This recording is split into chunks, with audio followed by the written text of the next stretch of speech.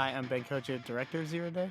Hello, my name is Andre Koik. I play Andre in Ben Coccio's Zero Day. You're the opening credits, a film by. I wish I hadn't put that, but the opening credits, the wonderful opening credits by Dave Alcorn, really cool looking.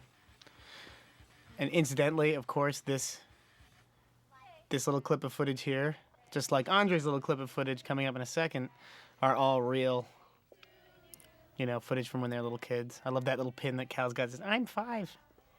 God, he looks like a psychopath, doesn't he? He just looks. He does not look very happy. But he's just a little kid. I mean, there's obviously nothing sinister in his mind there. But that's obviously why it's the perfect clip to use, because he just looks disturbed, as you do there with that thing coming out. So it's actually a bottle, like a milk bottle. That's my favorite picture. Who is that? Your brother and that's my brother and this friend of ours that we used to hang out with in Montreal. Or in Laval, which is where my grandparents live up in I love Canada. this one too, the introspective Andre. Yeah.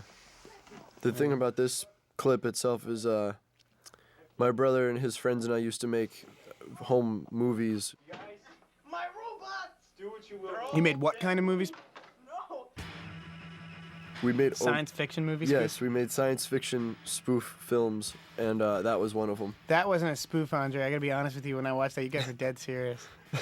That but it was the great. Whole idea. I was impressed. That was the whole idea. The special effects were all toys, and that was the one. Your brother swimming in the pool, coming out, going, "I'm going to kill an alien." Yep. I remember there was one where rubber vomit took over a space station, and we had to kill it.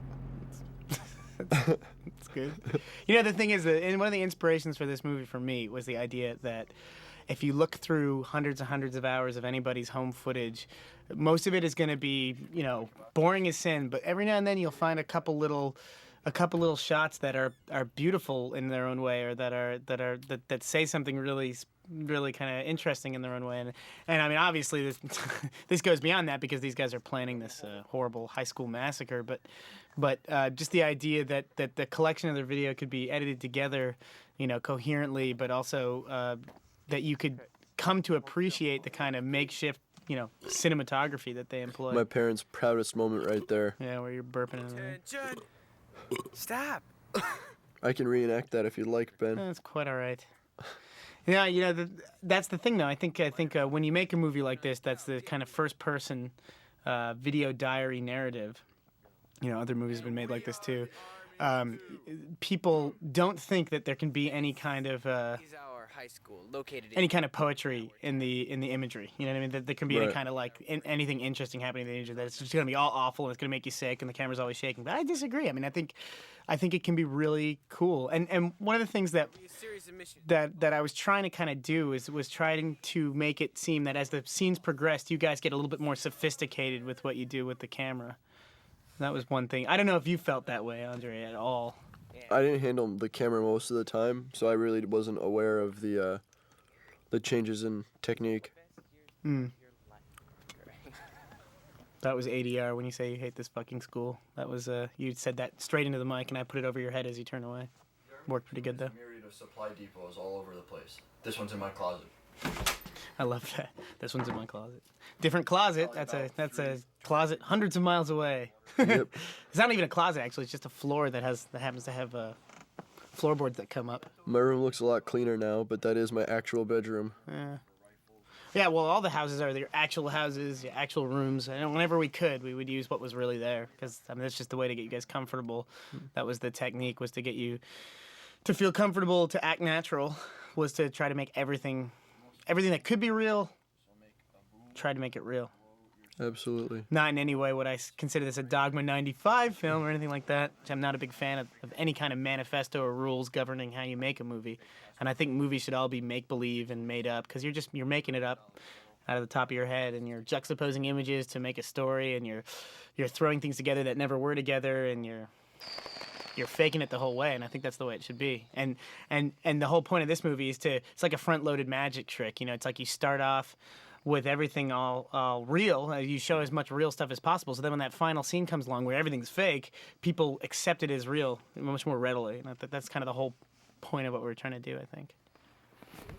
Remember we had a whole hours and hours of footage of us on the 4th of July that we never used? I got night vision. Like the time we almost killed ourselves. Oh, Yeah, say that a little louder.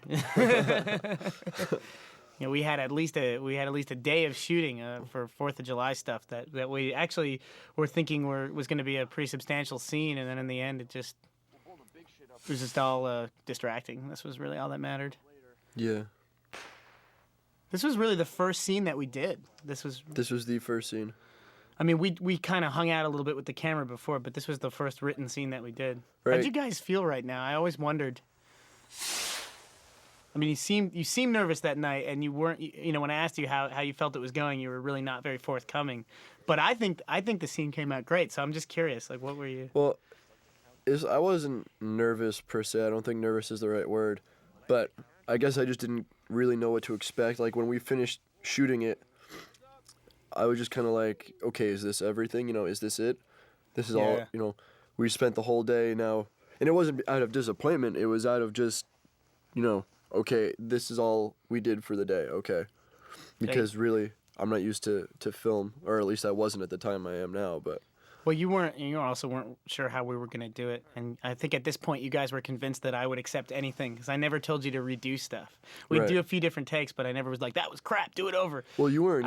I liked anything because I knew how I was going to edit it. I was going to take the best parts. Right. Well, you weren't there specifically when we shot that scene. I remember you went back in the house and came out. For and part of it, but actually I was out right at the end of the dock for most of it with the other camera because Oh. I was getting the other sound and shots of the Oh, right. Okay. shots of the fireworks as they went up with the other camera.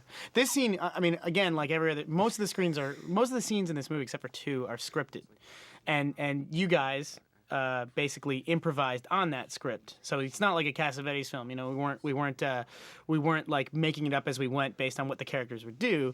We knew what was going to happen. And here's a perfect example of that where I decided for the diary segments what I was going to do was give Cal the script, and then he would go and he would do them at home on his own. And this is the first one he did on his own with the script that he had, and he augmented himself. I think he did a great job, but I knew right away that I was going to have to be there with him to do the diary script scenes because he wouldn't do them on his own. He was just Yeah, I remember that. it was so hard to get him to do this one, and I thought he'd be into it. I thought he'd really enjoy that, but I had to go and I had to crack the whip on I him remember originally when you over and sent over again. me the script, I started reading it, and I wanted to originally be the Thomas character. Which was Right. the names were Avery, who ended up being Andre, and Thomas, who ended up being Cal in the script. And I thought the diary segments were just like really cool, and that's what I wanted to do. But then at the audition, you But kind of. here's the thing. That's the difference between you and Cal, which is so great. Is your strong suit was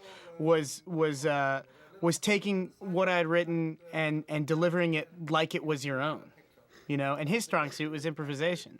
Yeah, and that's that was for so damn great sure. that I had those two things there to work with. And I think you would have done the diary segments excellently, but I think just the fact that Cal's character seems much more creepy and much more mental than yours does. Yeah, you're right. It works with the diary segments. Yeah, and my mother, seen here in this scene, she always said that I should do the Avery or the Andre character.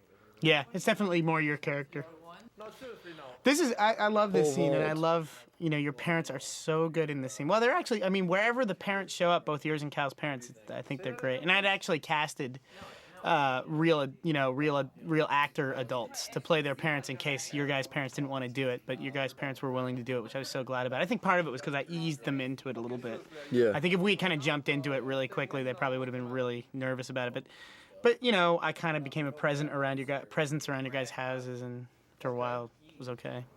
Captain of the wrestling team. Everyone thinks he's That says it all. he's like. I love how your mother does that. Says it all. Because I'd never really written your mother being sympathetic to your annoyance with Brad Huff, but when she kind of started saying, but I would agree with them, I thought, yeah, you would. And Yeah, it's because my mother hates wrestlers. what, pro wrestlers or just wrestlers in general, or No. Greco-Roman wrestlers? High school. My older brother, was wrestled in high school and had a coach who wanted him to drop weight a lot and wanted him to, diet and Oh, right. things, and Yeah. that got her very standoffish towards the entire sport. Yeah. This is so funny because your dad is like delivering lines that I basically fed to him because I don't think he really read the script or his part or anything like that. But he's just delivering them and he's doing it so naturally, and I love it. Yeah, that's actually how he is, though. This is exactly how he is too, and he becomes like he's such a great character. I mean, mainly just because he's being himself, but he is a character in real life. But I mean, he becomes a character, great alright. character in the scene too. See? This is laughing because Cal just shot milk out his nose or something, and your mom's laughing at him, which is weird because it seems like she's laughing at the dialogue, but she's just laughing because Cal did something stupid. Now you see what I have to put up with. Well, the best years. Yeah, those would be the best years. We had a debate. Remember, I don't know if you remember, but while we were shooting the scene, we had a debate about whether or not we should have your mom reiterate that these are the best years of your life's line, and I thought it would be great. But your mom didn't think that she would actually say that. She's like, "Oh, that's a stupid thing to say. I'd never say that." I kind of did it both ways. We kind of did it both ways. I said, "Well, if you're not comfortable saying it, then it's not going to sound right." But it did sound right. It sounded good. There's my brother, just pretending his hand is getting ground up in an ice crushing machine. This scene also, again, another scene where it's scripted and the scene is written, but what we ended up doing was very different than what we wrote. You know, in the scene we wrote, you're really more kind of accepted in the party and people know who you are and they're talking to you and singing happy birthday to you. And what we end up doing is you guys, you know one person and you go out onto the porch and sit down and you're just totally... Right. And this is where Chris used to live. This was his house at the time. And this, of course, is where you come back later and you actually break into his house. We actually have you break into his house for real. Well, there's another party across the street. Yeah. An actual party. We did these, I think, on the same night. No, we did that the night before this, I think. What do you mean we did the... I think we did the break-in the night before we did this Yeah, we party did. scene. Yeah. Because the next day we went shooting and then he That's cleaned right. up the apartment for... I forget how much of this was out of sequence.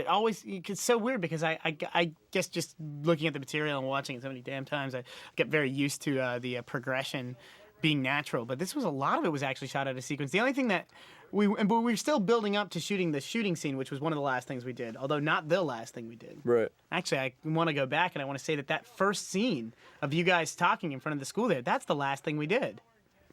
That is the last thing we did because you said that the last thing we did was the scene where you guys are in the basement. I am positive the first scene. No, actually, I think you're wrong because we did the scene in front of the school the same weekend as that. Not much. You mind if we tag along next time you go? Yeah. That would be very cool. We could shoot some stuffed animals. Yeah, sure. If your parents think it's all right. Oh, we'll convince them. Yeah. I'm gonna call them. Yeah, of course you will. But yeah, absolutely. Next time I go, I want to go. I haven't been in like a year. All right, cool. All right, great. Well, see you later then. Hey, goodbye. Oh, I was so mad when you did this. So stupid. But then you pulled it out of the fire. See? That was great because I think so that's dumb funny. when he did that, but then you saved it, I think. I love that. 6 weeks. Oh, that's so funny. That's right. When 6 when weeks. Andre says here that they've been sitting there for 6 weeks, he asked me before. He's like, "How long should they have been sitting here?" I'm like, "I say like 2." I said say like a month and a half, and you guys are both like, "That's way too long." And I'm like, "Yeah, you're right. Just say 2 weeks." And then Cal goes, "How long has it been there?" 6 weeks. I kept it because so what if it's too long? You're obviously gonna develop a funk in 6 weeks. Of age. Yeah. Gonna smell pretty bad. This is actually not my basement. This is my dad's basement. Ironically right. enough, the basement of the house we are about to egg. Yeah, that's right. Same house. Yeah, good point. Ugly piece of shit Range Rover of his. You know, we say Range Rover, Land Rover, Yep. Hummer. We say every fucking thing. We totally forgot what it was supposed to be, but it didn't matter. I like Land Rovers. I was really annoyed this night. Why? Do you remember? Well, because it was a long day. And I had to clean up all the eggs after we egged This the was house. the Springfield Armory Day too, right? I think so. But it was fun. This was a fun scene to do. Yeah, this was great. And then we. I love this little thing you guys do here when we go back and forth. This was written, but the way you guys did it, doing the voices and stuff. I love that. God help me, I love it. My adolescent high-pitched squeal. No, you're doing his mother. Yeah, I know, but I don't And then, think of I course, could we do cut that back anymore. to just you staring blankly. That just kind of makes it awkward. Like, people laugh, but then they stop laughing and cut back to the... I'm gonna break into the garage. See, this is to me another kind of essence of this movie is sort of like plans that go awry just because of the way life actually is. You plan to go egg his car, but the car's not there. You know what I mean? Right. And that to me is like such an important thing because that's how things happen sometimes. What are you going to do now? It's like this sort of useless dispensation of your aggression. And I mean, like, it's the same thing with Brad Huff. These first couple scenes, you're real pissed off at Brad Huff. The rest of the movie, you never mention him again. Right, who because cares, it's like you know? you're fixating on him for this period of time, but you know, really what happens is eventually, you know, you've fixed your anger, you fixed where it's going to be expressed, and it's not a specific person or thing. It's a general expression of your anger that eventually happens. I love how you swear at that truck that drives by. What the fuck are you looking at, motherfucker? It's such like totally useless anger. But you were really keyed up. You guys were keyed up because we're actually egging the house. I should mention that these are hard-boiled eggs, so I could clean them up easier. But I think it would have been a lot easier with non-hard-boiled eggs. Yeah, probably. Little bits of hard-boiled egg all over the fucking house. Oh, God.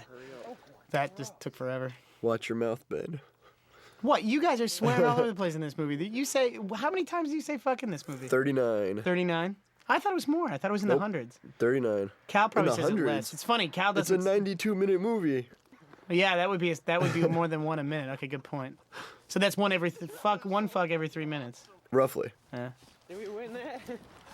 This scene we shot about 2 months after we shot the scene. Yeah. This is It like was freaking freezing and it was outside. cold that night. Yeah, you can see the breath coming out of your mouth. I wonder if anyone ever notices that. Oh, they probably do. And Cal was wearing a different shirt. Yeah, there was Yeah, the but breath it's right okay there. because I never cut to Cal. It's all from his perspective right now. I love this. I love you just lay down and just on the. And The this only was thing that's actually at the sad is that school. there's really no. I feel I failed with this little bit because what I wanted to do is wanted to show clearly that you were back at your school, but I never really. Just didn't work out. It's okay though. I just still like that scene. It's there's something nice about it. It's kind of like once you've expended that anger, it's like you're kind of just now you're back to being bored, and it's like Right. it only the happiness from it only lasts real for only like a second. Right. And that's it. Attention. We're not like that. Remember, this was the day you drove by a teacher's house and we went around his roundabout, and remember some math teacher, and Kyle's like, you got to drive into his driveway, like. Wow, let's drive into his driveway. You're like, okay, I don't want to do it. And then you almost ran over a bird, and you're like, oh, birdie. Yep. That's funny. Procedure. That's why we're the army of two, not the group of assholes with guns. That line never gets the kind of laugh I hope it will. I think here's the thing. This is one thing that sometimes I feel like people. An interesting kind of feature of this movie, in my opinion.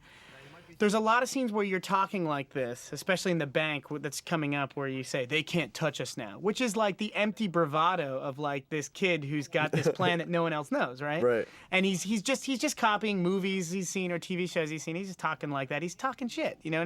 Right. And the thing is that that's not meant to be taken literally in the sense that, like, obviously you believe that they can't touch us, but to be honest, if the police had any idea that you had all these tapes and stuff in a safety deposit box and they wanted to get at them, I'm sure they could. Yeah. Sure they could touch you. That you would enjoy willing this too. No, this was an improv. This was a good improv. Yeah, Peter Jennings. Wolf Blitzer. Dan Rather. And number Right. 3, Wolf Blitzer. That Because always he's gets got a laugh. funny name. That's a funny name. It is a funny name. And it's funny, you did that little beep boop thing after we did this scene. You did that every time we had a blinker going. One thing that I Only used it once. was kind of disappointed that didn't make it into the cut of the movie was the fact that whenever we went somewhere, I never parked correctly the first attempt. Yeah, no, I remember that this was like a theme you were trying to create, but there's really no way to show it because there was Right. never really a shot of the car, and no one would get it, and it wasn't that funny. No, it really wasn't. It was funny at the time. Yeah, there was a lot of things that were funny at the time that later were that I had to sit through over and over again as I was editing it and weren't funny anymore. This is me calling you, right? But yeah. This is me being your mom. Well, I'm with Cal. Yeah, well, I'll be home for This always gets a laugh too, Mom. or at least like sort of one of those not like a ha ha laugh, but one of those knowing kind Yeah, of laughs, like- like oh yes, that's clever. Yeah, there's the tapes in there that we gradually put in the box in the different scenes in the bank are the actual tapes of the footage from the film. Right. They can't touch us now. They can't touch us now. I mean, obviously, he believes in himself much more than anybody. He's got bravado. I mean, that's not in a sense that's not meant as like a literal line. That he's honestly communicating the idea that they can't be touched. Of course they can be touched. I love this. This was also another improv, wasn't it? Yep. This was great. Just that look on his face. Subtly charged sexual coming up humor. yes, exactly. Here comes my favorite improv of Cal's. This is just great. God, look at that. He always does this. We did it twice, and I had it in twice, but I cut one out because it made that first one much more powerful. But God, that look in his face. Now here's one of the 2 non-scripted scenes. I learned that Cal was getting his braces off, and I figured I'll kind of assume the persona of a family friend documenting it for posterity. Like Not Alfred that anyone Hitchcock would ever do that. I don't know. being the guy on the elevator in all his movies. Or on the bus or Kinda, something. yeah. It's kind of like that. Only the only difference is that you could I don't know. There's no comparison. No, I'm kidding. You should have gotten him when we started with his teeth were so messy. I love this guy. So long. Dr. Dave. So cool. Braces, goodbye. Bye-bye, braces, goodbye. Actually had a lot more footage of this. Yeah, I think for me, the whole kind of, the thing I love about this scene, and not to be too morbid, but you've watched the movie now, you know it's pretty morbid anyway, but I mean, here his parents had put all this time, money, and effort into making his teeth look good, and he's later on going to blow his teeth through the back of his skull. It's just sad. What, did they have to spend that much money, or that Yeah. their child died? A little of both. A little from column A, a little from column B. There's Cal's real mother. No, not like. Oh my god. Oh my gosh. Oh my gosh. They're straight. Cal's sister off camera talking. He's a funny guy. He really is. Cool. I like him. I remember when I got my braces off, it was such a great feeling to rub your tongue over the Yeah, teeth. me too. I had braces too. Yeah. I know your pain. What's next? August 2nd. Right. Oh man, this Oh. was a fun. This scene was actually very conscious on my part, an homage to Taxi Driver. I really, watched a lot of movies, obviously, before this to kind of get some ideas, and that was clearly one of them. And 60-year-old loser sitting in a gun store saying, this scene, I don't think anybody. I don't think everybody does, but I'm sure some people do. This scene was not meant as some kind of like gun control tract. I mean, this is actually my dad's bedroom. These are my dad's and brother's guns. I grew up around all those guns. I never shot anybody. I mean, when I was a little kid, those guns, you treated them with wide berth. You treated them with great respect as like a hazardous material that are very dangerous, but there was no menace to them. Although this is my life right here. My dad did teach me how to hunt when I was young, and he wouldn't let us know where the key was, but we all knew where the key was. Right. And my brother and I used to go into my dad's room and play with his guns when he wasn't home. We never pointed them at each other, though, but we did play with them all the time. But as I say, you gave him wide berth and you gave him a lot of respect, but there was nothing menacing about it. When we went out like target shooting, all right, let's check out the because I didn't really like hunting too much. I didn't like the idea of shooting something. But when we went out target shooting, there's nothing menacing about it at all. Personally, I'm not a big It was just fan. fun. Next, we have the pride of the Old West here. The pride of the Old West. Was that yours or was that my line? I can't remember. I don't know. That's that might have I been like me. that. That always makes me laugh. I don't Close know. it up. 3 football players have tackled me in back. This is another example in the movie of like when you give a little hint of what you're preparing to do. You never really come out and say, Right. we're going to go shoot up the school. But like obviously that's what you're preparing to do. And that's sort of like a little admission that yes, you are planning to do Yeah. something like that. My dad found that gun in an apartment that he moved into when he was a young man. It was that gun and a .38 special without Oh a my firing God. pin in it. We're in a kitchen cupboard in a brown paper bag. Of all things to Fucking find. scary. That's a fun gun to shoot the little. That's a fun gun to shoot the little 25. That's cool. I like I don't. that one. I do not like that one. The 44. It doesn't do anything for. Actually, that's a 357 Magnum. That doesn't do anything for me. I would have rather I love fired this shot. the 45. Oh yeah. Pistol. Oh, the 45. Who doesn't But- like a Colt 45? That's the classic I don't Sergeant know. Nick Fury gun. What a classic gun. I love the 45. To apply this. I remember when we shot this scene. Your car This had what was wrong with it? Brakes. Tires got bald. The tires were Yeah, bald. driven and, on those tires for like. so you had to 2 go years solid. to a garage to have them fixed, and you gave me the shotgun. That's right. and we're and just told you like, to go. I told you to do "Here, the play with routine it." of the. I You didn't were- tell you to play with it. Actually, I did. I You told said you to do the to routine of run putting the around in the stock on over backyard and over and again until chase you got kids. quick at it. And remember, Right. your best time was like 62 60 seconds something, or yeah. something like that. And you actually do beat your best time in this, which is great. Yep. Oh, sure. Ruined the surprise for them. They've seen it already. They're watching the commentary. Oh, that's probably true. we never know. I love the cat. I mean, that was obviously not scripted. And Clearly. this is actually this is one of the scenes in the movie. There's a few of them that's exactly as I wrote it, in the sense that the idea of this hand coming in with the stopwatch while we see what you're doing, to me it's like a challenge, because there's no cut in this scene from when you start doing it to when you finish. So it's like a challenge to it's literally 54 seconds of exactly what's going to happen. You know what I'm saying? Right. But it's kind of a challenge to make it interesting, and I mean I'd like to think it is. I mean I don't think it's boring or anything like that, and My that to me, nasty this is boots. to me is like kind of like this is the fun of doing a movie like this, is like kind of trying these like weird little shots at that you could never really do in a normal movie, in a normal third person narrative. I mean, you could, but it fits for this, you know. And the light is all nice coming in. And... Now, can we actually see you jumping up and down, or was No, I Dave cut wrong that. about that? That used to be in there, but I cut that out. It's right now, but you wouldn't see it. See me in the mirror there? Yeah. See, I always think that that's you right behind Cal. No. You see where I'm- That's my dad's desk. Is it? Yeah. Okay. No, because it looks like there's someone kneeling behind Cal. No. I'm sitting off to the side. Oh, okay. Sitting off to the right of camera. Yeah, whenever there's a mirror or something, you know, I tried to control the camera as much as possible, and I would say I was never out of control of the camera. Even if someone else had it, I was right there trying to. But there were times like this where you have these mirrors where you just have to, you know, I'd have to tell Cal to do it a certain way, and we'd do a few run-throughs, and then we'd do it and try to get it right. Oh, man. That strange Lebanese man who's in all the shots. That meow is like 5 different meows put together. I'm serious. Really? I had to engineer a meow because the meow that you said was trampled by a line, so I had to Oh, wow. put that together.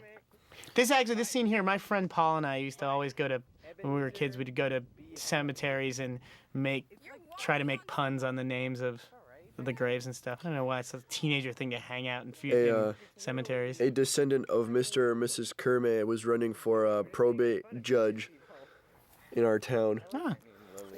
Well, you know, this is one of 2 scenes that is not scripted that I kind of came up with. In fact, the whole character I came up with along the way, because we used to have a girl character, but she was older, and in the script, Right. and she wasn't a girlfriend. And not that she's supposed to be a girlfriend; it's supposed to be ambiguous, but. I love this scene, and the thing about it is actually, I was so concerned. I was like, this sounds so cliched, but I was like, should I do it at the cemetery or the railroad tracks? It's like, and you know, the funny thing is like, this is one thing that I'm always self-conscious about in the movie is like, it's at a cemetery. It's such like obviously a loaded symbol, but you know, somehow I think they pulled it off. You know, and I don't think it feels definitely. too like. It's not. I mean, I guess it's not that there's just not a ton of shots of like mausoleums and Right, angel statues and crap like that. But Gargoyles. she's great though. She's really good, and she like her hair looks like so like nice and beautiful, and like you know, like the red shirt. Like I don't know. It's just, I mean, it's just kind of like it's just a nice. It's weird. It's a nice bright. Becoming like him. Scene and the great thing about it is the kind of subcontext here of like you know Cal kind of playing with her. It's like a game for him, you know, Right. because he knows that she doesn't know what he's thinking, and he's just playing with that. I love that. Because he has problems. Now wait, you knew Rachel, but Rachel really knew Cal more, right? Yeah. I would say that was accurate. You acted with Rachel. Yeah, I was Oberon to her, to Tanya in Midsummer Night's Dream. But the thing about her is that remember she was in the I don't know if you knew this, but she was in the auditions. She just kind of got swept up in the auditions randomly, not because of Cal or anything. Yeah, I remember. I wasn't too impressed with her audition. And I was like, whatever. And then I gave Cal a camera to go get some of his own stuff, which none of that ever made the final cut, with him just going around and interviewing friends and stuff like that. And she was one of the girls that he videotaped. And like she was acting so natural in front of the camera. It's so different than the audition. And I was Really? like, she's awesome. And that's when I decided to. Well, I remember when. After you gave us the part, you came over and we had the parent-student meeting Oh, yeah. at my house, and you brought Try to convince your parents. the headshot Let book. me make a movie where your kids blow their brains out. And you brought the headshot book with the resumes of everybody who had auditioned. And That's right, and you pointed her out. And we were just flipping through the pictures, and we were like, "Hey, it's Rachel. We've done shows with her." Yeah. And so you were like, "Hey, well, let's use her." Or I'm sorry, you were, "Hey, let's use her." Shut up. Oh, really? Is that how he sounded, Andre? Yeah. Okay, it's your turn. You. No. You get up. You get up. And it is now my turn to do this to you. It was not planned that he wear a Marilyn Manson shirt. Yeah, I mean, someone. I think I can safely say that because he's wearing the shirt. Yeah, I watched it. But the thing is, and I know you know what the whole situation at Columbine and how they closed down a few of his shows afterwards. I never meant to make that as like a comment or anything like that. It just actually turned out that he happened to have that shirt and he wore it that day. I would have actually if I asked him not to wear a shirt with anything on it because I was always concerned about copyright issues and all that kind of stuff. But he was never one to. Cal's not one to always like listen to what I said. Almost never actually. Cal and I had kind of a Werner Herzog Klaus Kinski thing going. I almost shot him a few times. Well, he almost shot me that one time. What? You remember when we were doing the shooting on the farm with Jamie and Chris, and he thought that he shot me. No, what are you talking about? Well, no, I was blowing up the balloon. Oh, and the balloon popped. The balloon burst, and he was like just holding the weapon, and he thought that he had shot me, but really he hadn't. I forgot all. I probably blocked that out of my memory. Probably what I did is the stuff I never wanted to tell your parents. I blocked out of my memory. Pipe bombs make excellent anti-personnel weapons. The infamous pipe bomb scene. And this is the nexus of the movie for me, in a sense. And I mean, it's a difficult scene. It really is. Basically, they show you how to make a pipe bomb, but that to me is not the point of the scene at all. To me, the point of the scene is it's like a microcosm of the rest of the movie. There's no whys. There's no, why they're doing this. It's just how to. And the thing is, that's my whole point here, is that I really wanted to do is just show the process of them getting ready for it. Whatever decision brought them to this point that they're ready to go commit this horrible massacre happened before the movie starts. Sure. And we never really say why. We avoided saying why throughout the whole movie, because the whole point is, to me, you'll never know why. You can never know. Even if you ask them, even if you could go up to the afterlife and find guys who did this sort of thing and say, so why'd you do it? And they tell you straight to your face. The reason would never equate with what happened, And also the other thing about this scene that is sort of another nexus for the kind of themes in the movie is that, obviously a lot's been said about the gun debate in this country, but this scene, I love this because here these guys are, they go to a hardware store and they buy lead pipe. They cap it off. I mean, how difficult is it to make a pipe bomb? I mean, you don't need this scene to tell you how to make a pipe bomb. Any idiot can figure out how to make a pipe bomb. And remember that kid a year ago who was going around the country putting them in mailboxes. Yeah, putting pipe bombs in mailboxes. He didn't see this movie. Yeah, definitely not. And that's the thing. I mean, you can take any tool and use it improperly. Well, not any tool, but you can take a lot of things. I think we could find improper uses for just about anything. Well, yeah, you probably could, and that's kind of the point, is that it's not the objects are inert. I mean, it's lead pipe, a bullet, a gun. These things are totally inert. I mean, it's as simple as saying guns don't kill people, people kill people, and it's guns don't kill people, bullets kill people. It's those damn bullet things. You guys were really resistant about burning the swastika. I still am resistant about burning the swastika. Well, tell me about why. I just think, I understand why you wanted to do it because it's just so completely foreign, but because it's so completely foreign to the rest of the movie, I just think it's out of place. I don't think it's foreign at all. I think these are the kind of guys who are playing. I mean, the whole point of that for me is they're playing with offensive symbols. It's just sort of like when, I don't know if you ever did this, but you're like in 6th grade and you draw a swastika on your notepad. I want to interrupt real quick. If they look at the background and the chair, that's my bloody shirt from the shooting scene. Oh, that's right. I forgot all about that. Boy, you and your Easter eggs. Throughout the whole movie, Andre was obsessed with the idea of Easter eggs. Things that he's like, how about we have the keys move from here to here? That will be our Easter egg. And I'm like, how many Easter eggs can you have? It's not we go into the store, come out, and the car's in a different spot. Wow. It's great. It's great. But no, to me, the whole thing about this is that they're just matter-of-factly showing you how to do it. And the scene isn't really how to make a pipe bomb. It's how did these kids get to the point where they want to show us how to make a pipe bomb. Right. And we don't know. And the movie never tells you. And I think that might frustrate some people, that there's no answer. Would duct taping shrapnel to the outside actually do anything? Yeah, sure. I mean, really? Sure. Why not? Just it wouldn't be as forceful as if it was inside with the bomb. It would definitely be dangerous. I'm still upset that you cut that line. Anything is dangerous. No, that was Andre has a line right at the end where he says, "If there are any survivors." It was not a bad line, and it was delivered well. But I liked it ending more with a whimper than with a bang.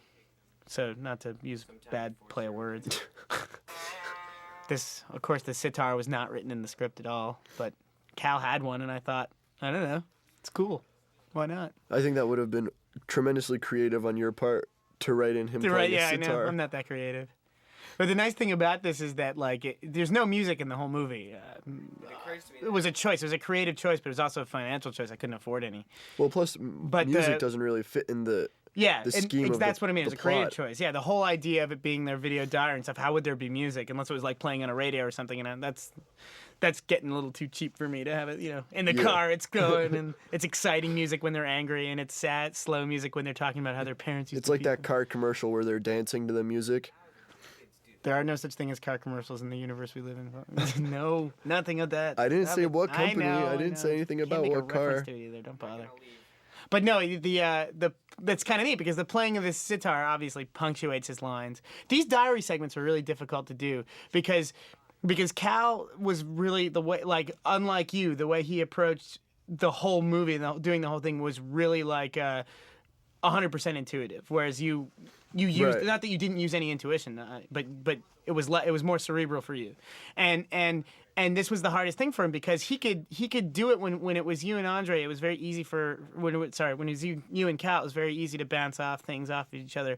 But when he's alone, kind of forced to look at the camera, I had to prompt him a lot throughout these diary things because it was hard for him to, I think he did a great job, but it was really hard for him to. It's scary to kind of to go down there and really kind of fish those feelings out.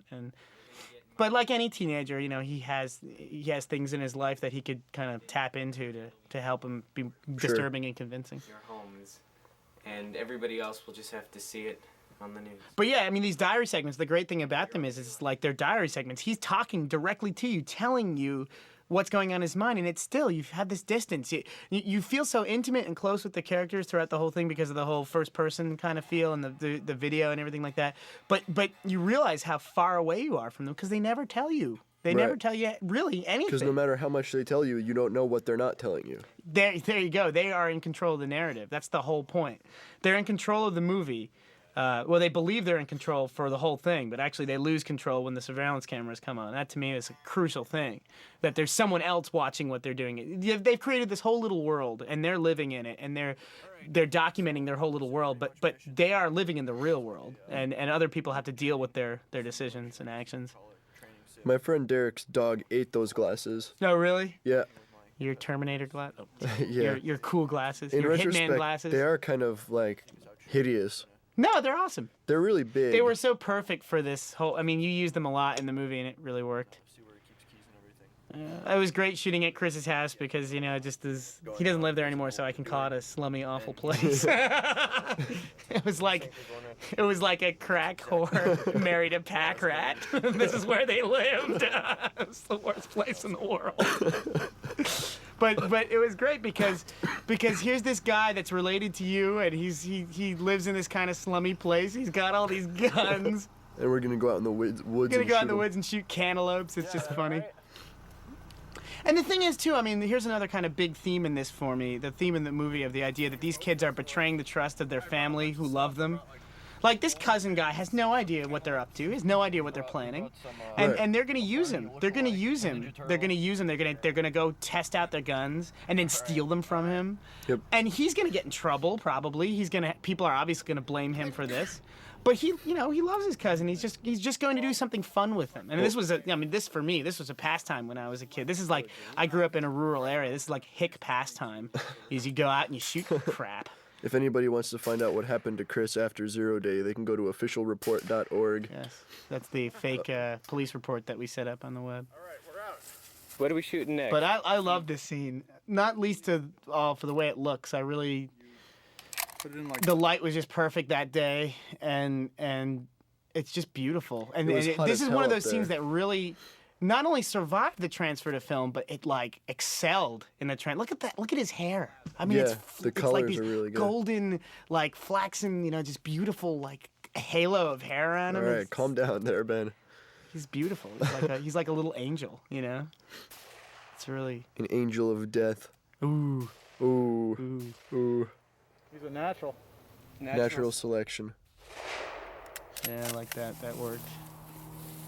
I mean, the thing about this is that, again, it's like, his parents, his cousin, these people, they will, if you trust someone, you're not going to worry about taking them out to do something like this, And I think that part of it is that the audience knows what these kids are really thinking, and there's a menace to this scene that people are laughing at this scene. This gets the biggest laughs in the movie because it's just fun and funny. But there's a menace there too, especially towards the end. Sure. Okay, old Bambi. I love that guy is flying. It's great.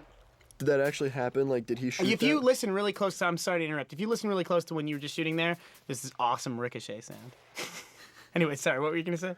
I was going to ask if he really shot the yeah, that's me the plastic guy. Yeah, that's me. I was just looking at the footage the other day. That's me shooting it. Oh, okay. God, look at that. Oh, that's, Ninja Turtle. That's great. My enemy was killed by a hunter. Now I will be too. That's just funny. I'm sorry. I don't care what horrible things you've lived through in your life. That is pretty goddamn funny. But this was the first time you guys had ever shot guns. Not me. Oh, really? Yeah, well, it I looked had like shot... it. You had your elbow up like a well, chicken I didn't wing. say I What the shot hell are you them doing? often. I shot at a Boy Scout camp once. Oh yeah. I shot that doesn't 22s. count. Oh, whatever. It's the first time you ever shot anything with balls. Yes. That by the way, that's what they call a what the hell they call this? A bird buster or something like that. What it is it's a shotgun shell with an M80 in it. You shoot the M80 shoots out. You'll see Cal use one later on a melon. It shoots out and then it sits for a second, then it explodes. This is just normal load. That's just buckshot, I think. This is actually Chris's friend Jamie shooting. He's expert. That I don't think Andre and Cal, they were good. They were naturals, but they weren't that good. Here's Cal shooting the thing with. You can see the smiley face painted on the melon. Oh, bam! There you go. Those things are fun. Those things are very fun. Get a picture of me. Damn, gee. That's I love that.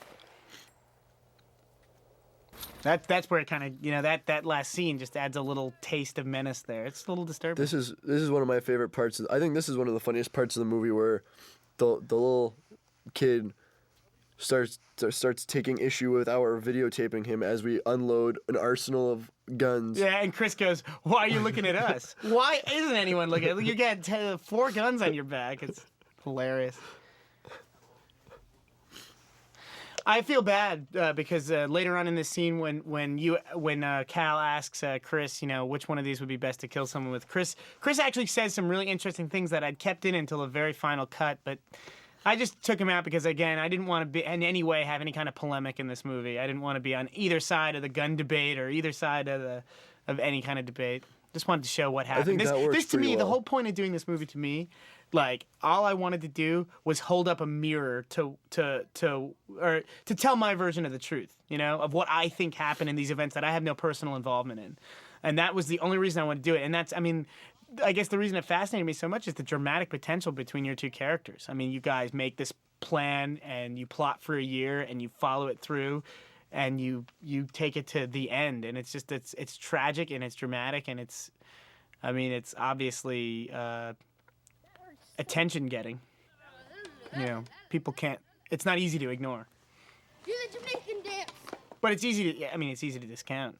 Because you can, it's exploitative. Right. Yeah. Here, of course, this was, I sent Cal away with the camera to go do his, I had a family vacation scene written, but I just decided that he was going on a vacation, he should take the camera and get it himself and see what he gets, and if I didn't like it, we could do a scripted one. And remember he didn't charge the fucking batteries. And he left his script at an Amish restaurant. He left his script in an Amish restaurant. I wonder what they made of that. And this is like a 2-minute scene out of 5 minutes of footage. Really? But I love this. I love this little, because especially when you see it on the big screen when it's in a theater and that little kid is beaming out that love to the audience. Right. It's so weird. Because he just loves his brother so much, and that's who he's looking at. I know. Oh, hey, here's your PowerPoint presentation that I made myself on my own computer. Right. I set you to work on it. You did a great job too. I love that. Thank you. People who've done this in the past have always had a predetermined date to do it. This is another scene that I think has really beautiful light. It's like a Rembrandt painting. You have all these plans laying around saying May 27, May 27. Basically, there's just one big window, and we had the right exposure at the time. The sun was coming, was not directly coming into the window, and we had the shade down a little bit, and it just was. We used only available light except for like 2 or 3 scenes. It was usually always available light. I remember Cal's computer didn't have the right stencil font. That's right. So we had to drive back to my house, copy it onto a disc, and then drive back to You Cal's. make it sound like we had to go across Siberia. It was 2 blocks away. Andre and Cal lived in the same town. They're like a 2-minute walk from each other, and doesn't work. It's a little town in Connecticut. It's really cute, really quaint. Really the boring. kind of place that people would say, "Oh, that would never happen here." Right. Blow some people away. I love how this is the first time you actually articulate what exactly you're going to do, and it's so simple and just sounds so stupid, actually. Yeah. I love that. To go over the invasion plan and basically go through the guidelines. Here's the other, this is another kind of, there's a lot of false starts and sort of false avenues throughout the movie. Like, you guys are convinced that this is pretty much the last time you're going to say anything until, you know, you get that 0 degree day, and of course that never comes. And should be sure to eliminate. but you're all kind of full of bravado right now. But compare this scene to the suicide note scene, you know. Right. And there's like clearly you guys have gone, your characters have changed throughout. That to me is actually a really exciting thing that I was hoping I could accomplish, and I think I did. Is like you guys have the, you know, at different times throughout the movie, it seems like one of you is in control and the other isn't, and it flops. It goes back and forth, and I love the idea of people trying to figure out who's the leader. You know, I still can't decide. People always ask me, well, do you think you were the leader character in the movie? And I just say, you know, I don't think there was either one. Yeah, I agree. I mean, Maybe it's a even if I cop-out, had an but- opinion, I wouldn't probably tell people. Live hard and die by any combination of those two. Cool. The end. Yeah, I even kind of toyed with the idea of not having those date cards.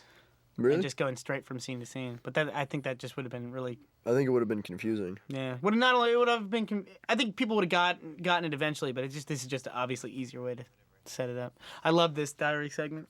I think he's really good in this. And this is actually September 12th, 2001, or September really? 13th, 2001, yeah.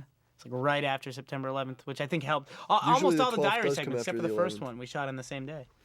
Really? Yeah, we shot them all except for the first one on the same day. Cool. And it worked, you know? I don't think it's noticeable. Not really. You know, built up my part, and he had built up his, and then we came together and made this, like, point. That wasn't planned, the way his hands come together and it mirrors the roof. That just was one of those nice, happy accidents. School, let's go do this. Because we didn't need to. It was already there. Yeah, the diary segments were hard for me, too, because, you know, I thought that they would end up being hard for me in the editing, because I thought they'd end up being the most boring goddamn things you'd ever watch, Right. you know, just awfully boring and just really unwatchable. But actually, I really like them now. Why are you dressed like that? It's a mission. Why aren't you dressed? Because you didn't tell me what the mission was. This scene is... Somewhere I don't know. This scene is another one that morphed a lot by the way we did it. I mean, it was written and... Right. Well, I originally, can't remember, what did I tell you? you wanted me to wear the mission clothes originally, and I was being a difficult person about that because I didn't want to wear it in public. That's right. And so I kind of BS'd my way into saying that my character wouldn't wear it in public, and I think you bought that. 'Cause I did buy that, and actually, obviously, I'm not wearing them. I think that, I mean, it turned, to me, that made a lot of sense. Because you were, you know, you're more by the book, and that would be portraying the whole plan. Thank you. That, of course, is not an actor. That's just some guy. Right. Who is that guy? I don't know. Got a release. That's all that matters. Yep. I had written a poem that I gave to Cal for him to read, but he, of course, wanted to change it and do it himself, which I actually encouraged. Because the whole point is it's not supposed to be a good poem. It's supposed to be the kind of the poem that a kid like this would write. Right. Which is, you know, going to be pretentious and awful and filled with bizarre symbology that doesn't add up to anything. Symbology. Symbology. Is that even a word? It Look is that if up, you've seen the America. Boondock Saints. Watch it. Oh, sorry. There's Which no is an other movies excellent in the movie. world. Only this movie. I love how actually no one clapped for real until he Right. said thank you, and then they all kind of politely start clapping. Right. This was the whole point. The way we did this scene was we got permission to do it, but we didn't tell anyone in the open mic night that we were going to be doing it. So actually, most people thought this was for real. And the altercation that you have with the guys there, the other two actors, these two guys, most people thought that was a real altercation. Well, there were only like 5 people in the entire place. Yeah. Too. No, there's more than that. Not many. Probably more though. Yeah. I kind of wish in some ways that I had made them do. I think it would have been also funny to have the guys up on stage do like a fake, like not fake, but like a improvised street hip hop kind of Oh, thing. God. That would have been great. I wish I had done that. That would have Playing been off really of his funny. ethnicity, I see. No, there's a white one and a black one. It's all multicultural here. It's like chess. But we used to, I mean, you probably remember this. We cut out, there was actually a whole build up to this altercation that comes up right here. And I cut it Yeah. all out because it just didn't feel real. And this to me seemed right because it's like the camera goes on and off just because you accidentally turn it on or something as you're getting pushed around. I like that better. And it's evocative. You wonder what happened, how they got into that kind of little tussle. But here comes Cal's. This improv is a great idea. See, the thing about Cal's sort of intuitive approach is that it ended up adding a lot to scenes. And what did you think when he told you to do this? I mean, at this point we'd been doing. This was one of the last things we did, so I think you were really used to like working with him. But how did you feel about him telling you to drive with your eyes closed? I figured you were in. When we did it, you were in the car because we cut from this part so you could get back in. Yeah. And I figured, you know what, if anything's gonna go wrong, Ben will tell me not to do it, so we're just gonna do whatever we want until Ben says stop. And of course, 10 minutes later, I was yelling at you. Yeah. Yeah. You'll never forget that as long as Nope. I got mad at Andre's driving, and I threatened that I'd castrate him. It's the only way to get his attention. They're teenagers. You gotta take the bull by the horns. After a while, I felt like a surrogate parent sometimes. It was really great. I mean, to just hang out with these two guys for a substantial period of time was a lot of fun. But I didn't feel like, sometimes I felt like a parent, and sometimes I felt the same age or younger than them, which was embarrassing. But this Don't was worry, Ben. also. We always thought of you as younger than us. This was scripted, but not as New Year's Eve, actually, as Thanksgiving. And again, this was another example of where I sent Cal with the camera, and if I didn't like what I got, I would do a more scripted one. But I mean, this is only a minute-long scene, and it's really just sort of like meant to show time passing, to show that it's winter and that they haven't done it yet. And I just like the kind of vibe of this weird sort of gathering here. You're not sure whether they're family or friends. It's like it doesn't look like his house like you've seen it in other scenes, because it's not actually. It's his cabin somewhere in the woods, and you know, everybody looks happy, and I think I just like that kind of going back and forth. But and then of course you come to this scene, and now he's 10 days later, and he's I back find it on the interesting dark that side. his shirt says PAX on it. Yeah, that's right. I forgot about that. Which he wrote on it after he bought it at the Goodwill store. Cal's a strange guy. Yeah, he's not strange. May 1st. It's a good kid. It's kind of interesting how we thought, like, you know, fate. Throughout the movie, he's wearing the Buddhist peace beads too. That's all throughout. Yeah, that was actually, he asked if he could do that, and I thought, why not? I don't mind that. I love how he says, well, this is kind of fate too, choosing a date, which it's not at all. I mean, neither of it's fate. I mean, they're planning to do it. They're going to do it. You know, it's not anyone's fault but their own. I mean, that's even though I don't propose any reason why, I am obviously coming from these two characters' perspective, and I am trying to make them watchable. I in no way want to make someone who would do something like this, you know, necessarily sympathetic. I mean, that's an impossible task anyway.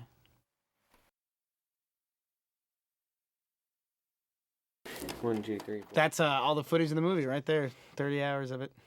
And you got to go through all that, didn't you? I certainly did. That must have been fun.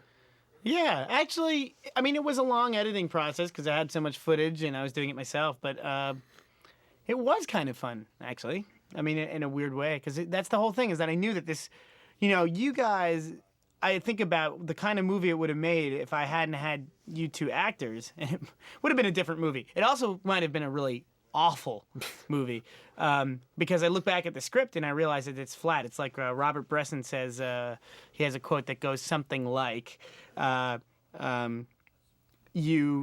movie comes to life in your mind, you kill it on the page, you bring it back to life with the actors, you kill it in the camera, and then you resuscitate it one last time with the editing. And that's exactly how I felt about this thing. I mean, you guys really brought it to life because the script is flat. You know, flat as a pancake, and you guys really brought it to life. And then the editing was my way of adding to our kind of improvisation. You wrote the script what, 3 years ago? No, I wrote it like a month before we started shooting. We started shooting July 4th, and I wrote it in July 4th, 2001. And I wrote the script. I finished writing the script in. Okay, so 2 years ago then. Yeah, March 2001. And so that made you what, 26, 27?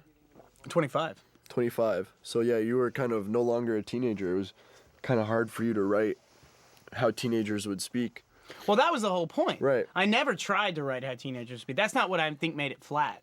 What made it flat was you guys brought character to it. I mean, there was, you know, Avery and Thomas were the two names of the characters in the script.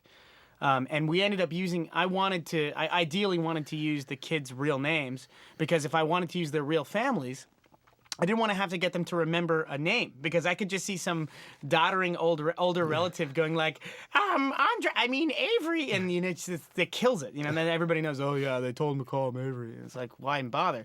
So I was really glad that they allowed me to use their real names because it just really helped. We've got video games, PlayStation games, we got DVDs, lots of CDs, lots more CDs. I think there's a differentiation between the two characters in the script, and basically Avery was like Andre is, more by the book, more step by step, and Thomas was like Cal is, more intuitive and more definitely mental, but you guys brought so much more to it than was there, and that's what I'm trying to say.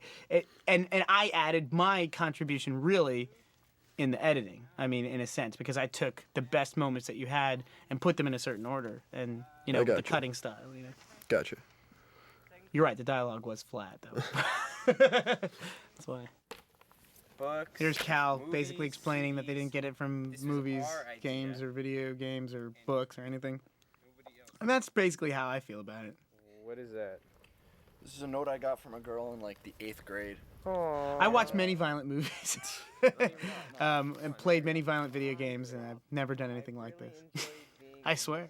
I think it's kind of pathetic that this kid kept a note from a girl from the 8th grade. I kept a note from a girl from the 8th grade. In fact, I was going to use that note. I couldn't find it, so I had my girlfriend write up a new one for you. And I had her dot the I's with hearts and other stuff. Oh, God. She did a great job. That I didn't notice. I didn't notice the hearts over the eyes. And Cal's just reading it right off the page. He does such a good job. And he says frowny face. I love that. Enough now. I don't want you saying her name. All right? It's enough. That exchange between you guys always, to me, seemed like the most natural exchange. You really seem embarrassed. You did a great job. Well, it was in that embarrassing. scene. But it's not really a note from a real girl. You're acting. My God. We were. No, you really get used to the whole improv thing, and you forget that definitely. you guys are actually acting. Shit. We gotta do it now. That's a scripted line, and I think a strong one. And this idea that, really up until this point, you guys haven't done jack shit. You basically egged a house and complained. And bought some pipes at the Home Depot. Yeah, made bombs. Okay, At a that hardware is definitely store. something. But you haven't really done anything yet. And here, to really force yourself over the edge, you burn all your possessions. I love that. Like, she thinks I'm some kind of fucking great. psycho. And now you have to do it because now you don't. How could you really explain that? Mom, we burned all our stuff.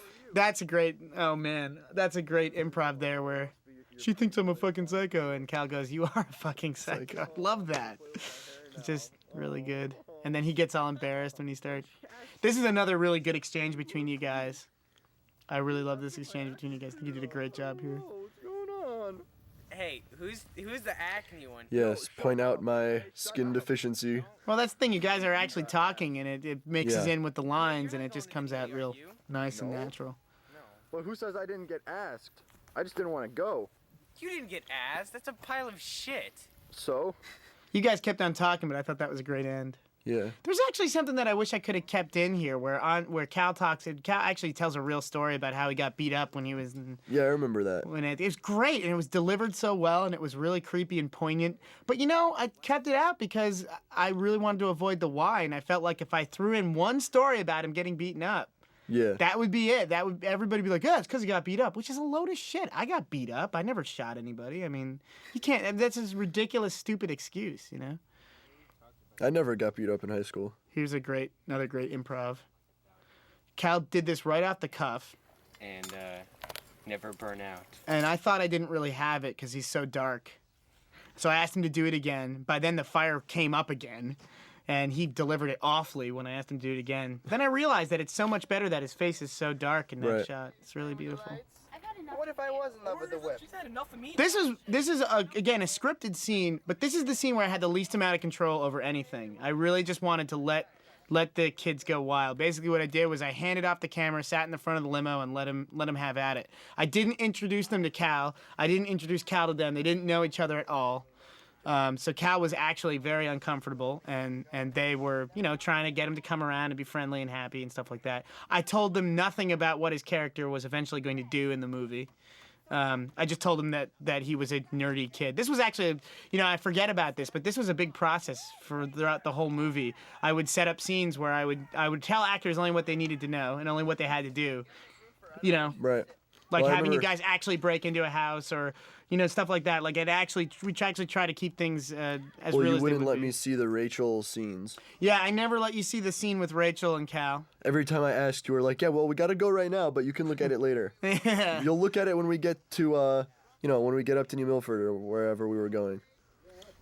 No, yeah, and that was kind of the idea of this scene, in my opinion, is you never see the inside of the school till you go in to kill people. And I mean, that to me, the whole point is this scene here is a microcosm for everything that happens in high school to Cal. It's not that they're really against him or anything like that. They're not at all. They just don't really, he's not in their group. And, they don't really know him, and they just don't, he's not part of them, and that's how he feels, and that's the whole thing. That's the whole ball of wax, and just try to sum it up in a very simple scene. Because it just seems to me like it just would be so god awful if there was a scene like where Cal's walking down the halls with a video camera And someone's just pushing him around. you faggot, and like give me a break, it just really doesn't seem like that would do anything for me. I gotta go first. No, I'm saying it. And this scene, actually, this is interesting. This scene, remember, I don't know if you recall, but in the script, this scene was the second scene. Yeah. And it wasn't your character, it was Cal's character. Right. But we decided to do you because you're the one who had the job at the restaurant. Yep. Which worked perfectly with the script. Absolutely. And your dad did such a good job in this scene. I really love like him the in this food scene. there, too. Fabulous job now. Oh yeah. How long until you're done? Now. I'm pretty much all set. You want to get out here? Oh, that's that. I remember. Forget it. They didn't want us videotaping their secret recipe for tomato sauce. Yeah, if that's you know right. what I mean. No, I think the other thing about this is, Andre's dad is from Germany, speaks German. They speak German with each other occasionally. And this was one of those things that I had no control over, but that I really wanted to put in there somewhere, because this is the kind of thing, like, if this actually happened, if you guys had actually done this, afterwards, someone would make a big deal about the fact that you spoke German. There'd be some idiot, on like a news channel going like, well, he spoke German. He must have known something about Nazis. It's like, oh, Lord. Unfortunately. Pizza man. So I love this scene. I think your dad is just so good in this scene. don't I know it? There are better and bigger things out there for you. He's so natural and he's so touching and Well, this is how he really is, like, all the time, with his very dry wit and humor. yeah. Take that curve a little bit slower next time. But you guys are similar, and then you can tell that in Very this true. scene. Not lemons. I love it. It is not lemons. Pizza drop and I you love know, that. This is a driving lesson. It is not lemons. I know how much you love that line, man, because every time we watch the movie and I'm anywhere near you, you quote it several times to me. Not lemons. Yeah, I mean, So, anyways, this was at the beginning of the movie. This was the second scene. And as I was editing, it just seemed so great, especially after what you and Cal had said to each other at the fire there. It would just seem so great to me that, like, on prom night, you're working your crappy job at the restaurant. Everybody else is having a good time and getting laid, and you're working at the restaurant. I just thought that was just too good to pass up. It really works, too. It really makes you seem more desperate, maybe. And who knows, your mom and I will maybe even help you out a little bit. Sounds good. I mean, not to downplay. I think you were great in that scene too. I mean, not that your dad wasn't the. I think But back to the limo. You Yeah. really hate this scene too. Yeah, I think that the scene accomplishes its obnoxiousness perfectly, and and for that point, the people did an excellent job in it. But it's just so grating to watch. Yeah. Like Well, that's so why many people screaming, and they're just like, "You're gay, rock the ass." It's just shut up. You were right though. I mean, every time I showed you a cut, you're like, "You got to make it shorter," and I'm like, "Oh, how Yep. do I make it shorter?" But you were right. How long have we known each other? A long time. I remember one of the actors from this scene came to see it at one of the festivals, and looked so mad when he left because Yeah, you remember of you the telling me length that, but I of the never heard. scene. I never heard if he was actually upset or not. I'd like to find out. Well, he looked fairly upset. Oh, Andre, like everybody knows where I really like though how Maybe. how uncomfortable Cal looks. This little exchange between Cal and Rachel, it's real simple and it's kind of hard to hear, but again, I think it's a great little exchange. I really. Specific place. She's great too because she ends up feeling like she's improvising too. Right. Or like she's been set up like these other guys, but she knows more because she read the whole script and she's just a really good actress. I really like her. I think all the guys in this scene were good actors and actresses. I think they were perfect for it, and these guys actually on their own have their own little they have their own little group in high school, and they like to do like comedy skits and stuff like that, and I think it shows. I mean, they're just Who does? The actors here: Josh Bednarski, Brian Reed, and actually a couple of the guys from the shooting scene, Derek Karg and Carmen DiBiano. Oh, really? Yeah. I didn't know they did stuff I don't know if together. they do now, but at the time, a year ago. Oh, wow. I know, I do. That one right there. Stop like right here. Right here? Yeah. I'll be right back. Yeah. I'll be right back. Put this little thing up there. Where's he going? He's going to see Andre. I love that. What's the matter with Andre? There's a lot of matter with me. Apparently. I just like how she's circumspect about it. It's not a big deal, She's not saying like, "We got to watch out for that Andre guy. He might be thinking about doing a school shooting." She just doesn't like him. She doesn't like you. Yeah. Great. So I'm gonna. I used to have the biggest crush on Rachel. Unbelievable. Back in she's gonna see this. What? She's gonna see. She knows. That's fine. But that's not the point. It's just years ago. I love this little bit at the end here with Sarah Taryn when she just that's Sarah Taryn and Dranger, the girl on the couch there in the back of the limo. See you later, Rev. Bye. Nice meeting you. Bye. Totally. Yeah. I had a good time. I hope Bye, Cal. You rock ass. You rock the ass. Good night. Hi, I'm Cal. I'm an actor. So this scene was actually one of the last scenes we did. We did it after we did the shooting scene, and actually I think that helped a lot. We had like a lot of the scenes there was like scripting for this scene, and they looked at the lines and they kind of remembered the lines, but really it was more like they just sort of. You guys just kind of you took what we wrote and you just sort of you went off with it and you added your own thing and. Well, the scene's only about 3 minutes.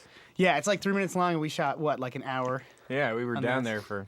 Yeah, it was the weekend. It was the weekend right after September 11th, so the emotions were. That's true. I forgot about that. Yeah. That was really strange. Well, the coolest thing is I remember that. Do you remember you guys were like, we thought of some stuff and we kind of want to just go, kind of ramble on a bit. And I was like, oh god, if you're gonna ramble on. And then you guys did, and I ended up using like most of that. Yeah, no, don't do that, girl. I ended up using most of that. It was really, really good stuff. I thought most of the things that they said, most of the really kind of powerful stuff they say at the end was not scripted, and it was really great. That's my basement. Yep, that's Cal's basement. There's that freaking elephant thing. Yeah, it's.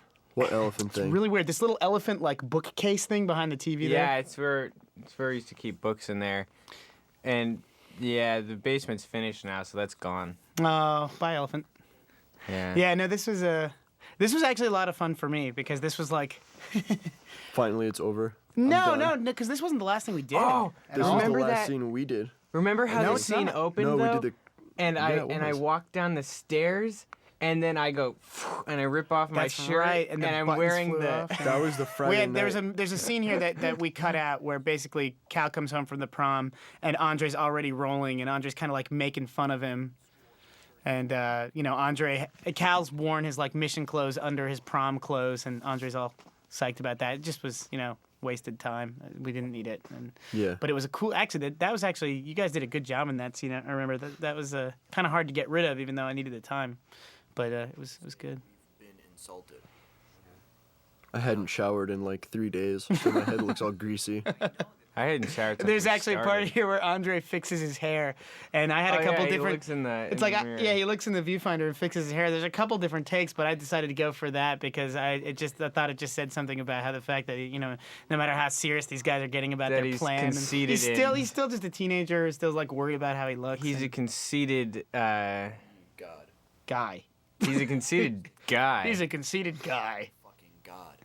I mean, A megalomaniac too, apparently. Well, the fun thing about this for me when editing was that I could take, just because of the way the editing's been throughout the whole movie, I could take all your best takes and like take the tiny little bits out of the best takes that were perfect and string them together. And I really enjoyed doing that. It's funny because like this is actually one of my favorite scenes, but honestly, a lot of people find it a little boring. I understand why. It's two I kids hate this scene. talking and looking at the camera. There's not much going on, but I love this scene. This to me is like, this is kind of one of the more important scenes for me. Anyway. Watching this for me is like pulling teeth. Yeah. Why? I don't know. I don't like. It's too bare. I don't know. Not that I think that there's nothing. Well, I don't think that me not liking it is not the desired effect. I mean, no. I just feel like I'm on the spot when I'm watching this. You guys, the weird thing is that you totally were on the spot when we did the scene. This was like the first scene where you couldn't just kind of banter with each other and act like real kids. It wasn't us just hanging out. This is where like it was really all lines. And I also get really self-conscious watching this scene with people watching too. Yeah. Because we say some pretty. All right. Cal, do you still have beanbag chairs at your house? Oh yeah. Those are sweet.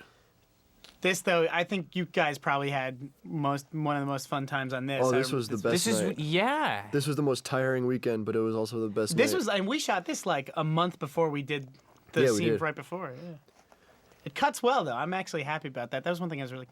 Oh, coming up is that is the funniest improv in the whole movie. I Camouflage still don't really understand works. like what's funny about It's that. funny because it's just funny. It's just very funny. That always gets a laugh. Every festival. I we didn't play, mean for it to be funny. Always gets a laugh. I love it.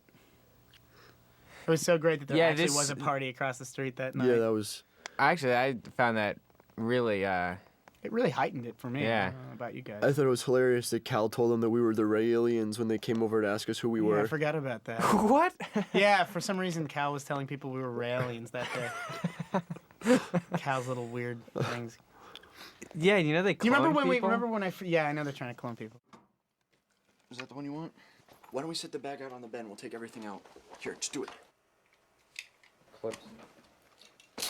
Remember when we first did this, I used this scene as a way to show people kind of like what we were up to, and it was really long. Oh, and, it was like 13 minutes. You showed it to Andre showed it to his grandmother, and she's like, "Oh, it wouldn't take that long to break into a house. They'd be out of there much quicker." It's like, shut up. You go make your own damn. You just told my granny to shut up. No, I wasn't saying Punk. anything slanderous or libelous. Can we leave now? Wait, we just relax. Hold on. Take a breath. Relax. Way to take charge. I really like No this scene. problems here. As for everything else, This is. Whatever happened to the note? I actually gave it to these guys. Yeah. Oh, cool. I wrote no crosses count on the bottom. I forgot about that. You know remember what's that? really funny, right? The lead up to that, where Cal, where you sound really nervous and you're like, we should just go. I edited that together from like 10 different takes of Cal talking Really? off camera. He never said that in that way, and actually it worked really well too. I was really happy with that. I like this, but nobody ever gets this. I love how like Andre, you say to Cal like, we can't leave a note, and then you just leave one anyway. So that to me is kind of the whole. This is like one of the whole things in the whole movie is like, when people plan stuff, especially teenagers, it's like for something like this, it's like, the plan is not going to be adhered to like, really strictly, and I love that. I think that's a. Hey, it's This the is all crack addict. ADR. It's all what? ADR. Yeah, it's what do they call that? Like a wild card or something like that? No, we I was the one who was actually talking with those people as they walked by, so I recorded Cal saying what I said, Oh, right, and then right. just Just put it making a over. little movie. I just like the idea of these guys walking by and Cal's got all these guns on his shoulder, and they're like, "Hey, what are you guys doing?" And then remember, right after this, you guys. Oh yeah, we turned down the You guys block turned- and there was a cop. Yeah, if that cop had stopped you, you would have had guns that weren't yours, and a car that wasn't yours, and a state you didn't live in. Dressed in. You would have gone to jail. Dressed and I in would have, camo pants and cargo your pants. parents would have ripped me a new one. We would have looked like Been very interesting. militant right wingers.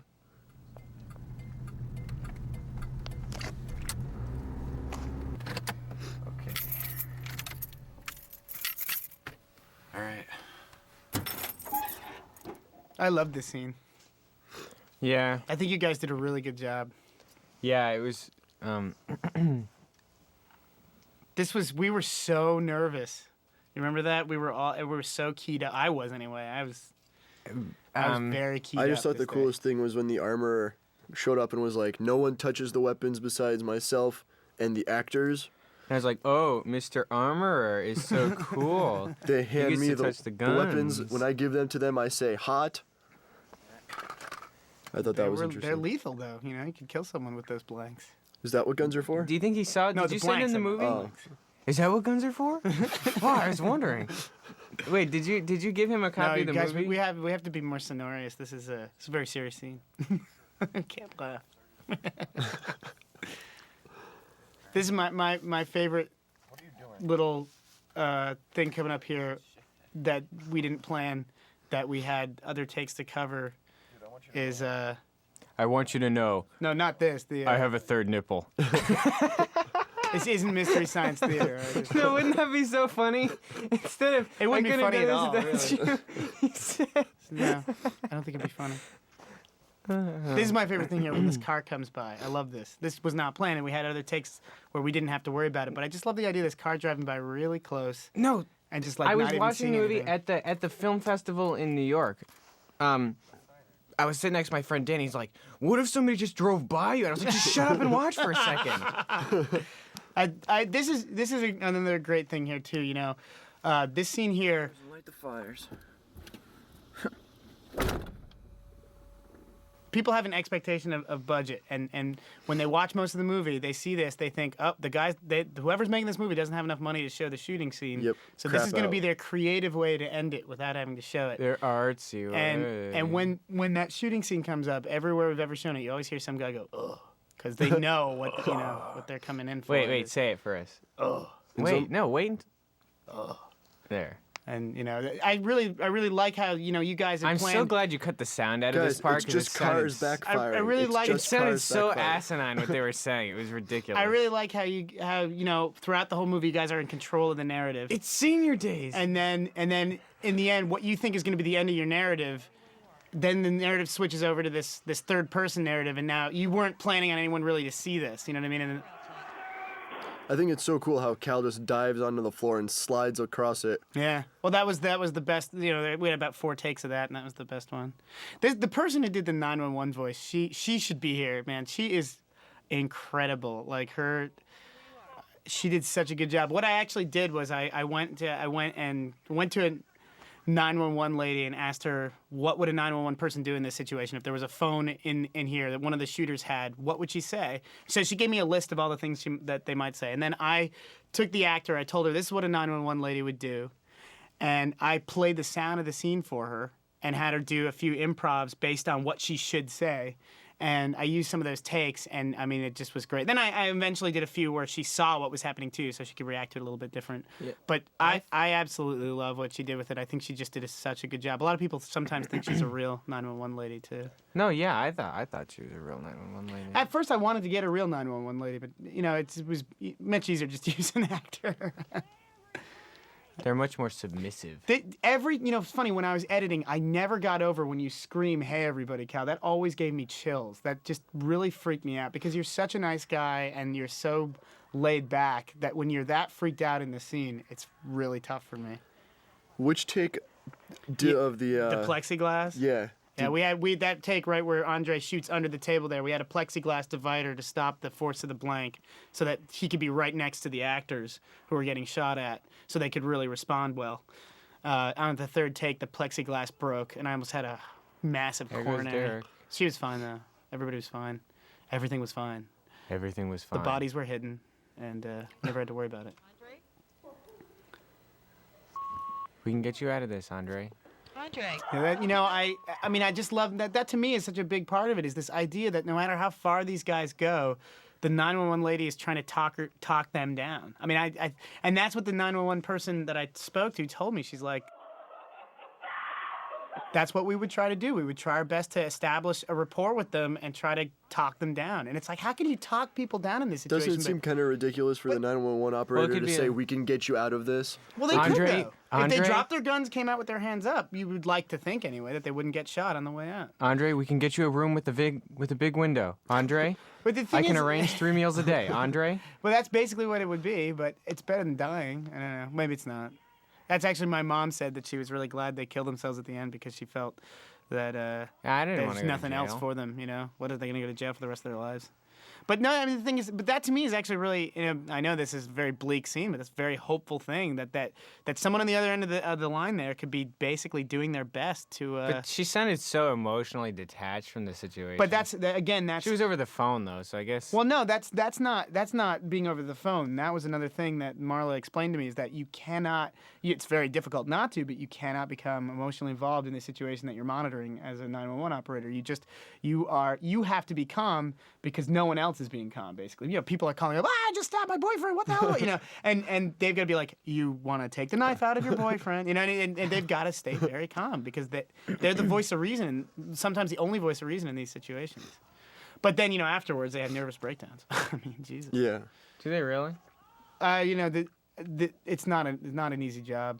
In fact, it was really weird. Do they get paid minimum wage? When I went, I have no idea what they get paid. But when I was talking with Marla, she played a bunch of 911 calls for me, and that was very weird. Yeah. This is actually, you know, just a real quick technical thing that I'm very proud of. Is we shot the scene, I edited the scene, all on the same stuff that we use for everything else, which is mini DV. But then I took the edited scene, dumped that off to VHS, brought that back to DV, brought it back to VHS again, and brought that back to DV and brought it in to give it, like, you know, you see down at the bottom, there's that kind of tracking line that VHS sometimes gets, and there'll be like dropouts, like real typical VHS dropouts, and it put a big fuzz on everything. If you look at Cal's legs right now in this scene, this is great. This is really great, this part right here. Can you see the plastic? Like, that's what I always wondered about. Really can't. In the top left-hand corner. My brother, by the way, sorry, I hate to interrupt, but my brother was right behind the couch there with a bag of blood just squeezing it out. It really looks disturbing, though. Yeah. It really looks like arterial spurt. Well, I remember when I was walking by, I saw the blood spurting out, and I was like, uh-oh, something went horribly wrong. That's right. I forgot all, but you thought that. And I just looked at the blood, and I was like, uh-oh. And then I kind of saw Chris sitting behind the couch, just kind of like waving. I was like, oh, all right, it's all good. Waving. Oh, God. You guys remember the whole thing we had? That always gets a laugh. Fuck you always gets a laugh. I'm actually really proud of that as a filmmaker, that you can engineer a laugh into such a dark scene. Usually it doesn't get a laugh when someone watches it alone at home. Then it doesn't get a laugh. But in an audience, well, how do you know? It gets a laugh. I was talking with a couple. I had an interview last night with some guy, that Warren Curry guy. How did that Mark Curry? Went really well. Warren Curry. Oh, I was like, Mr. Cooper? Moron Curry? Yeah, Moron Curry. Buddy? I feel bad we killed him. Can you pick up? Yeah, you know, do you guys remember everything that we had to do with the rugs? Oh, God. You know, it was only Cal, Andre, and I basically putting the rugs down. We had to cover over their rugs so we wouldn't ruin their rugs. Cal threw his back out. I didn't believe him. We had to, and then, you know, and I had to pick up all these rugs from an old school that they were getting ripped up from. They were all disgusting and nasty, holes and nails in them. And I laid down all the rugs. And then the day after we do this, after I clean out all the freaking rugs, the day after, paint the walls. Yeah, painted the walls. They have a fucking flood. There's a rainstorm. They have a flood, and all their rugs are ruined. I thought they were gonna stick it to you to redo it. I thought they would too. I thought I didn't think they'd tell me that. I thought they would say something to the effect of, "You got blood on our rugs. You're gonna have to pay for new rugs." But they were actually really, really cool. It was funny. I mean, they were a little standoffish at first, but basically that's his homage to. Not at all. No. Homage. What's the word? No, homage. My homage. Drivers in the scene with you guys in the bedroom with all the guns. That you told him to do that specifically to shoot himself in the head, but in Taxi Driver he's got it to his side. I love the way that Ben speaks so flippantly about me shooting myself in the head. Yeah, I told him to shoot himself in the head, but you know. Yeah, you were really nervous about that, rightly so. Yeah, I was pretty nervous too. Yeah. Well, you know, I mean that's why you have an armor, so make sure everything's kosher.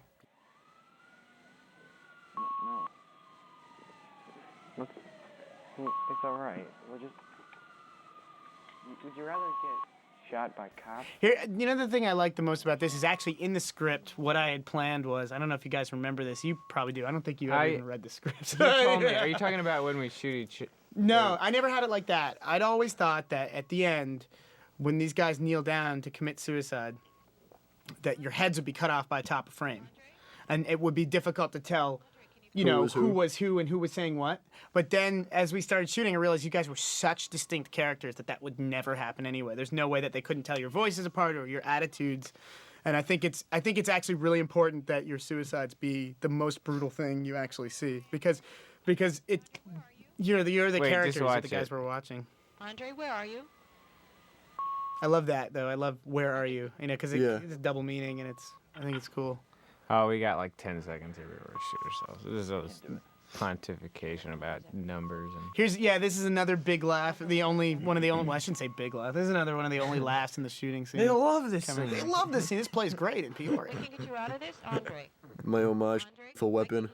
But that's what I'm saying. Exactly. That's what I'm saying though. I just love this idea that this woman is still trying to actually in some strange ways, practically at this point probably the best point for them to give up, because there's no, they don't have any hostages, out of bullets, they're out of adrenaline. But Andre, we can get you out of this. 1, 2. Choosing the number, I love that. It's a great idea, Andre. This was Andre's best idea for an improv, I have to say, and it really added a lot. 1, 2, 3. Really added a lot, because there's no way we had to end it. We had to end it this way. You guys can't. We can't. I wanted to remain realistic, and I think that's realistic. I don't think we'd have it. It didn't seem right that we would just sit down and just go bang. Yeah, there had to be something. I'd actually written it was a much more sorrowful, teary-eyed thing. All right, there we go. Oh, jeez. Bang. Now, here's the thing about that, is that the special effect that I had planned for that did not work at all. So I had to go and make a million other little blood spurts on my own and then digitally add those in to the heads. And I think I did a pretty good job. No one has ever guessed that right off the bat. Maybe someone will, but... No, definitely not. No one I've ever talked to had any idea that it was completely digital. It dyed my hair red. I really thought about going even farther and having heads basically blow off, but I just thought that and aliens come out. Minimal is better. And this is great too. The shift in perspective. We were in your guys' control for all the movie except for the shooting scene. Now we go back into someone else's control, and people are confused, and they're like, "Who are these people? What's happening?" Well, is this Faisal's car? No, this is my brother's car. I always wonder. Chris's old car? No, Chris's new car. Well, new-ish. I mean, it's a 1989. I always kind of wonder when this part first starts, if anybody wonders, did they get away? Right. Because the voice, is it Dave who's speaking first? Yeah, I think Dave speaks first. Yeah, I always wonder if people think, because Dave sounds kind of like me, I think. My partner, Dave Chef, ProfessorBright.com. Yeah, right. Birthday parties and bar mitzvahs. Shut the hell up, you son of a bitch. Birthday parties and bar mitzvahs. I'll do yours for free, Cal. Thanks for helping me. I made every one of those crosses. I mitered them. I put them together on myself. 14 crosses. That was what did you do with hard them? Work. What's that? Oh, I just chucked them when we're done. You just chucked them? I have the cross pieces that say your guys' names, but that's it. That's kind of creepy. What the hell am I going to do with 14 wooden crosses that are 7 feet tall? Put them up in my basement? Hey, guys, you want to see my crosses? No, Ben, it would be great. We could go and hang them up in random places. That sounds great, Cal. Let's do that. The thing about... Oh, you look sad. The thing about this scene for me is that I really like, and I don't know if anyone thinks this or gets this or cares for this, but my whole thing here is I just like the idea of taking an image like a burning cross, which is so loaded. I mean, it's a very loaded, racist image, and completely putting it into a different context and having a completely different meaning. I love Faisal. Bird in hell, motherfuckers. I love Faisal. Faisal's That's great. why I threw Faisal in there, because not only was he one of the best guys in the auditions, but he's Pakistani, so it kind of eliminates the whole race issue because he's not white. Has he ever seen the movie? I can't get in touch with him. I don't know whatever happened to that guy.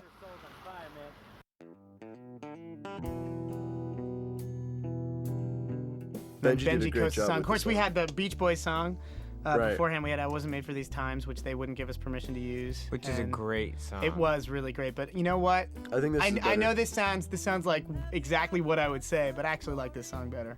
I think I like it better mainly because it feels like it was made for it, and I kind of Well, like it was. that. He wrote it just for this song. No, he I mean, did not. movie. No, he did not. This was just one of his stable songs. See, What's the her girl, name? What's her name? I don't know what her name is. Yes, she's it doesn't matter. Oh, and I should say Dave Alcorn. That's when I won the spelling bee in first grade. I should say Dave That's me fat. Dave Alcorn did the credits, and he did a really good job. The credits are the only way at the beginning of the movie that anyone, hopefully will give this movie kind of like the time of day, because if it just starts out with video, forget it, nobody cares. Yeah, your credits sucked.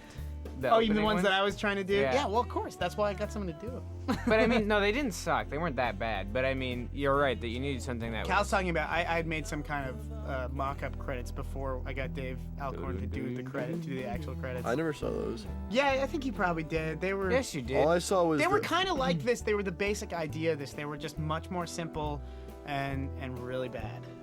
Oh, maybe I did see it. I'm not sure. One thing that that's he what did we that was watched really until- cool, which I that's what didn't we even watched. think of doing, was that he put that like kind of halftone pattern on you guys. You notice that? I love that. I think that Oh, like it as kind if of it brings cut out you- of a picture? Yeah, like a newspaper. out of a photo. newspaper? It really kind of adds a lot. I think it's really nice.